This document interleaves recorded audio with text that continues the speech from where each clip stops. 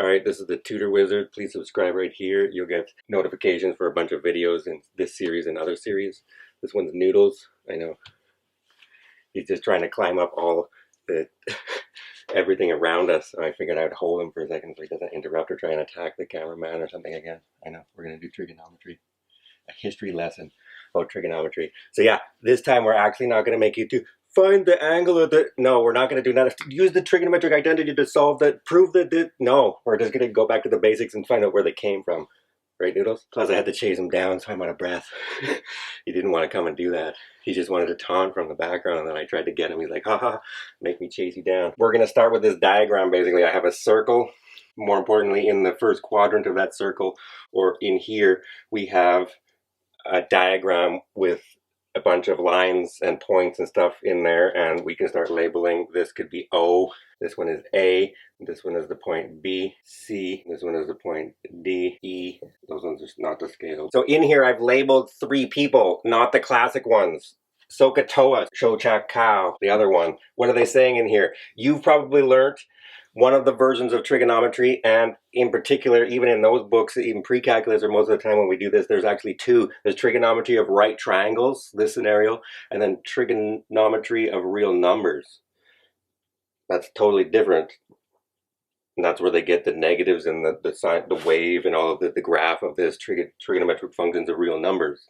So there's already a couple stories going on. There's another story going on of where we derived what we call everything, and this is what we're going to talk about today. Where do we get the terminology for sinus and cosine and tangent and secant and cosecant, and why is it that you know sine and cos and tan are the important ones, and in my picture cos isn't in here, 1 over cos is secant, the blue line. Who's cos in this picture? OA is cos, this one. 1 over cos happens to be the blue segment. Sine happens to be this green segment in here. And tan happens to be this orange segment in this diagram. So normally you see Sokotoa and we have a hypotenuse. And if I call this the angle theta, just like we have theta here, I call this one the opposite. Now it's fixed. If I have an acute angle in a right triangle, this is the opposite, this is the hypotenuse, and this is the adjacent. And then you learn sine theta is opposite over hypotenuse, and cos theta is adjacent over hypotenuse, and then tangent of theta is equal to opposite over adjacent. 3 ratios in a right triangle. Do you know why they've called these things sinus and cosinus and tangent? Once you get insight into what they were originally doing in this diagram and as to why they called them the things they called them, and there's sinus specifically has mistranslation over the years as to why it's now called that, you'll have more understanding as to why it's not these 3 that are the important ones, it's actually secant in my diagram that I've picked as the 3 that I'm going to talk about. And so why is that? Why did sinus get a name and secant get a name and tangent get a name, and then there's just cos for cosecant, cosinus, and cotangent? This picture tells us why. First of all, for the 2 easy ones, we're going to do secant and tangent, which didn't get mistranslated down the years. And so all we have to do is translate from English to Latin, and will make a whole lot more sense to you, hopefully, in this diagram as to why we called them what they are. The first one is secant of theta comes from the Latin, or secar, which is the present participle of secare, or secare, I think it's secare, probably. E on the end makes the vowel say his name, secare. I do math, not English, but there we go. Basically what this is to cut in Latin, and the present participle of to cut would be cutting. They've chose to use the word secant now in our modern terminology because it's the word cutting in the diagram. Secant is the one that cuts the circle. It's the line segment in the diagram that cuts the circle as its definition. See, it's not entirely in the circle, it's not entirely out of the circle. Tangent is entirely out of the circle. Sinus is entirely in the circle. It's actually half of the chord that's still entirely inside of the circle. But secant is the one that cuts the circle. So they called it secare, or secant. Good. 2. Tangent is from Latin of tangier. Same business as last time. What is tangier? This is to touch. And so the present participle of that would be tangens, I think. Now I'm going to get a bunch of Latin people like, actually, go watch the Monty Python where the guy's doing graffiti on the wall and he comes up and he doesn't stop him or kill him from doing it. He just starts correcting his grammar. It's like, yeah. So tangents, I'm pretty sure the present participle of tangier is tangens. I don't know. I'm not a Latin major, but then it becomes in English eventually over the years tangent. What does that become? Why are we calling it tangent? Tangiers is, this is to touch. So this is touching. And so they chose to use the word touching for that ratio or that line segment. It is the line outside the circle, but touching at one point, tangent to the circle. This becomes a terminology in all straight lines touching curved lines. If they touch at one point, we call it tangent at that point, to touch. Good. Those are the first 2 easy ones, and that should make a whole lot more sense to why they use secant and not cos as their definition ones, and he's going to be cosecant will be the other guy, and we'll find out at the end why we're calling them the cos and what's going on there. There's another angle here, alpha, but I didn't want to squeeze it in. He's the complement of theta, and if you do cosine of theta, that's equal to sine of the complement. You've seen it in the textbook as cos of theta equals sine of pi over 2 minus theta. The co-function identities. Bullcrap. It's that where we get the definition of cosinus from. It's the cos of this angle theta would be the sinus of the complement alpha. It's what they're talking about in the picture. We'll get there. I said at the end and then I started talking about it. I'm excited. Just wait. Those are the 2 easy ones. Tangier is to touch or touching, and secant is cutting. Why is it sinus? Sinus turns out to be bosom of address, boobies. It's like, why are they talking about boobies? So I was like, well, we're humans too, I guess, mathematicians. But it's a mistranslation of the telephone game throughout several hundred years or over 1,000 years of history, starting in about 400. Sinus, let's start like the other 3. What does that mean in Latin? I looked it up on the internet. Dr. Google told me what sinus and tangent, or tangent and secant meant, so it's going to tell me what sinus is, and it will. This means bosom. This part right here, specifically bosom of address, the cutting or making of that piece, I think is what the Arabs were talking about. So why, as it become bosom of address, why is it that maybe it's the shape because it's all curvy? No, it has nothing. You can't just make up these types of things. So we have to do a bunch of history. I researched through several different history of math textbooks and taught it a couple times, and this is the story as close as I can get it to why sinus now becomes the one where it was mistranslated and it becomes bosom, or sinus in Latin meaning bosom or bosom of address. Why is that? This one we're going to tell in reverse. What we have to do is dig further and not look at the Latin translation because something went wrong along the way. Latin isn't the right word. Bosom has nothing to do with this diagram. The first one made total sense. Cutting, yeah, I'm on board with that. The next one was touching. I'm like, yes, for sure.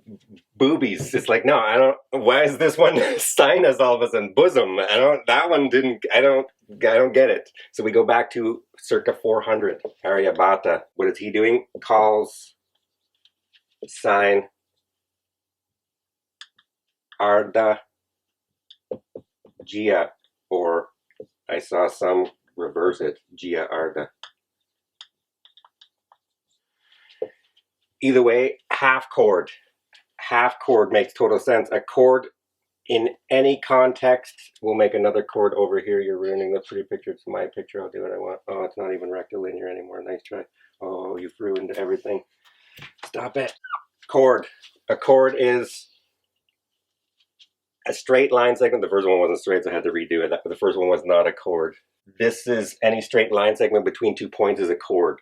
We have one right here. The green, the entire green segment, actually I drew it like that specifically. The bow also in Sanskrit, I think jiva is bow possibly, or a lot of people are trying to give as to why they did that. So there is an awful bow looking object right in there. As the string of the bow, Sine is half of the string or half of the chord if you actually do the geometry of this, and not in my picture, but these two segments are equal to each other. And so he calls it half chord for this segment being half of the bow string is what he does. Good. That's one. Oh, there goes two cats chasing each other. Two. Aryabhata calls it Ardhajya. That makes total sense to me if I spoke Sanskrit, which I don't, but at the time, that now makes more sense. Like the first two. Half chord. This is half of the chord. I'm good with that.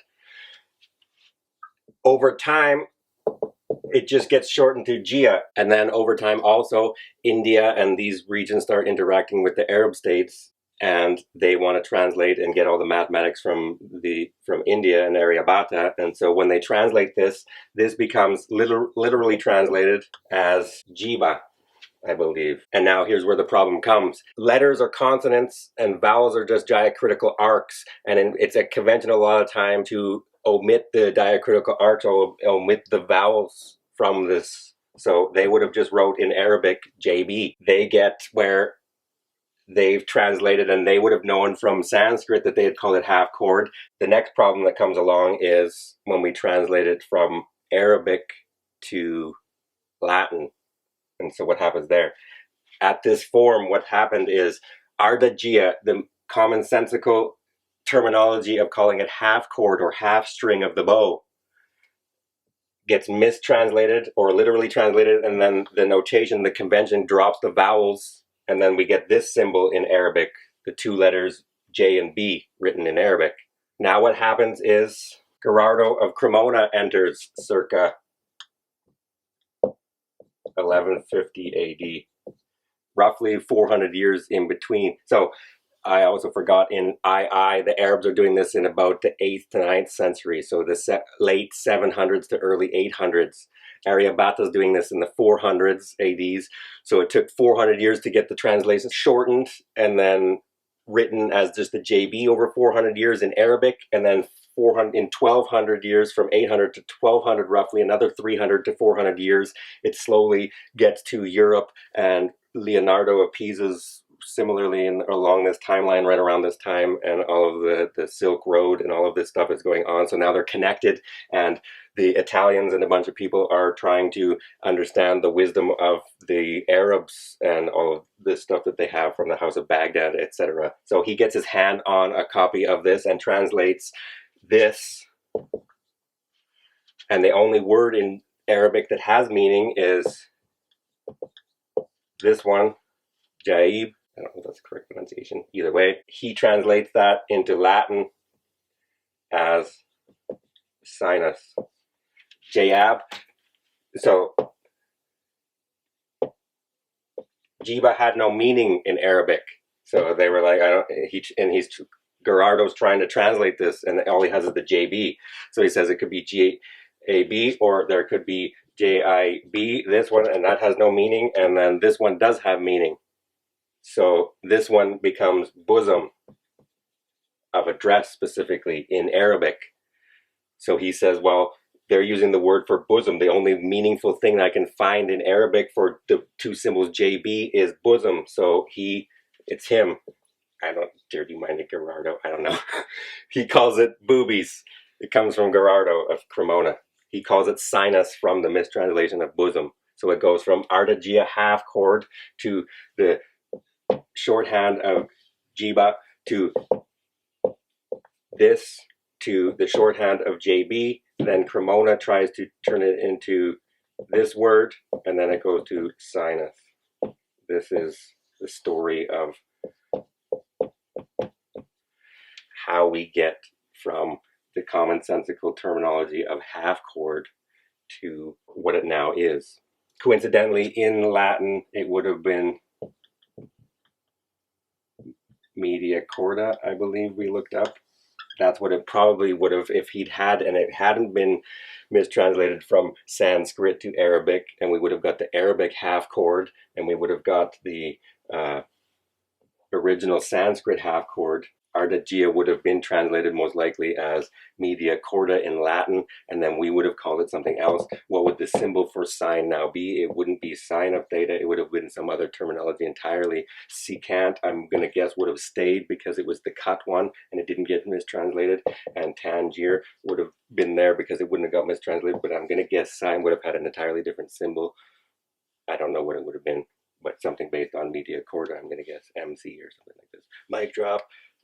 I don't know. To wrap this up, I didn't forget. Normally you talk about sine and cos and tan, and I just talked about secant and sine and tan. Those are the ones that have names. Where did the other three come from?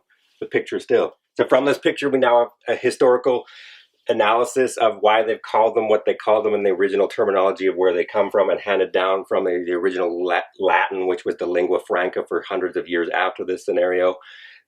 Lingua franca means essentially this was the language of discussion between all sciences. If you were a German or you were an Italian and you wanted to talk about science and stuff, you talked in Latin in your papers and everything was published in Latin. Now the lingua franca is English.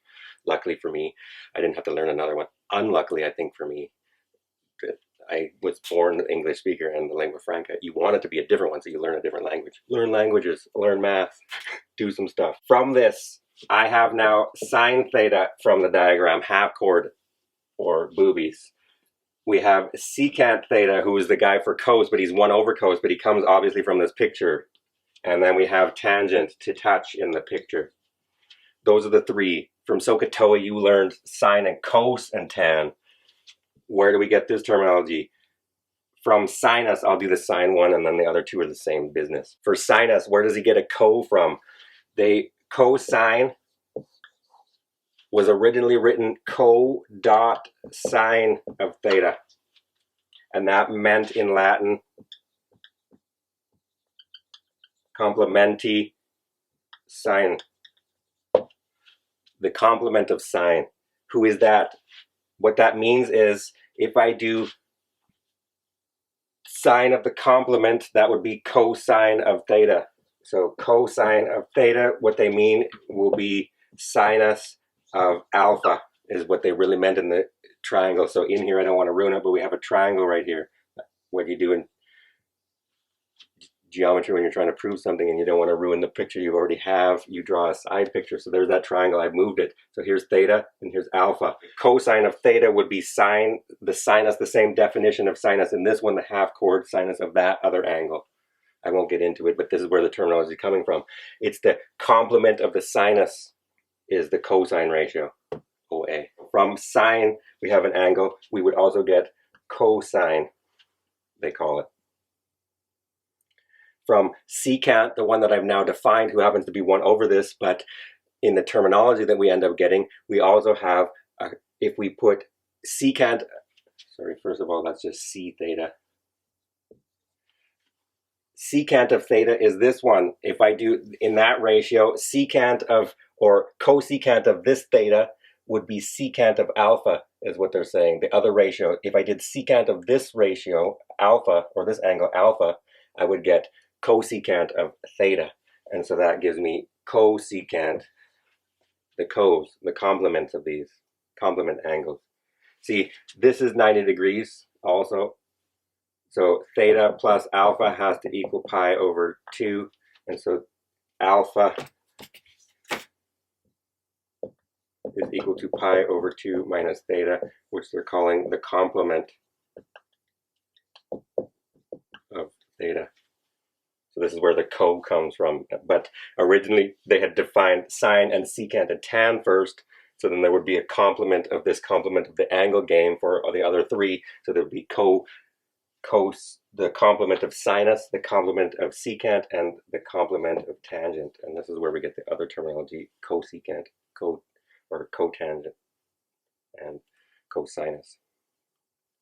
This is essentially the bullet point, several thousand-year discovery of what trigonometry is, and then they started using these diagrams. There are several other really clever diagrams, including one that puts the tan and the secant at different spots in here. Here's another circle. It's not as pretty as the first one, but all I need is that line. Then if I draw the angle theta again, if I magically extend this one also, I'm not cheating or showing you how to do this. Just assume that I make this tangent one right there. Then, in our definition, this is cos theta, if this is a 1. This guy is the half chord, sine theta. This segment right here now is tan theta. This segment right here is cotan theta. This segment right here is cosecant theta. And this entire segment right here is secant theta. All of them are in there in that right triangle, which encloses the first quadrant of that circle, unit circle. So they're all in there, they're all related to each other, but this is where they come from. Originally through history, they defined the one that cut the circle, the one that touched the circle, and then one that was the half chord in the circle. And then this one got mistranslated to bosom of a dress along the way, and then we have the complements of them, and then you now, when you do trigonometry of right triangles, learn these 3 first. Please subscribe below. You'll get notifications for this video and others. Follow us on Facebook at Adrian the Tutor, or on Twitter at Tutor_Inc. I'll see you next time. How did I get it like that perfectly, just like Michelangelo?